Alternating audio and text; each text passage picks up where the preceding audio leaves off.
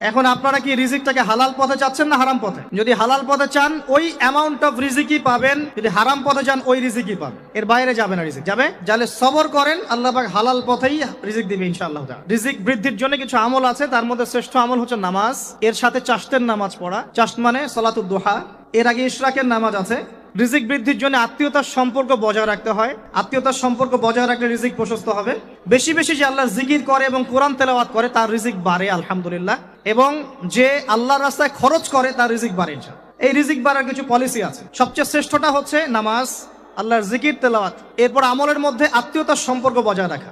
নবীজি বলছেন কেউ যদি চায় যে তার রিজিকটা লম্বা হোক, হায়াতটা লম্বা হোক, সে যেন আত্মীয়তার সম্পর্ক বজায় রাখে। আত্মীয়তার সম্পর্ক এখন আস্তে আস্তে নষ্ট হয়ে যাচ্ছে না? খেয়াল করে দেখেন, আত্মীয়তার সম্পর্ক আপনি বজায় রাখবেন। মনে রাখবেন, আমি বারবার একটা কথা বলেছি আপনাদের ওয়াজ মাহফিলে, যে পৃথিবীতে যে কাজই করবেন আল্লাহর সন্তুষ্টির জন্য করবেন। আত্মীয়তার সম্পর্ক বজায় রাখবেন আল্লাহর সন্তুষ্টির জন্য, তাদের কাছে কিছু পাওয়ার আশায় না। যখনই আপনি কারো কাছে কিছু পাওয়ার আশা করবেন আপনি কষ্ট পাবেন। কারো কাছে এত বেশি পাওয়ার আশা করবেন না। কার কাছে পাওয়ার আশা করবেন? আল্লাহর কাছে, যে আমি এই কাজটা করছি আল্লাহ আমাকে পুরস্কার দিবে ইনশাআল্লাহ। আমি আত্মীয়তার সম্পর্ক বজায় রাখছি কেন? আল্লাহর কাছে রিজিকে বরকতের আশায়, আল্লাহর সন্তুষ্টির জন্য। মনে রাখবেন প্রিয় ভাইয়েরা, আমল কবুল হওয়ার শর্ত মোটামুটি তিনটা। কয়টা?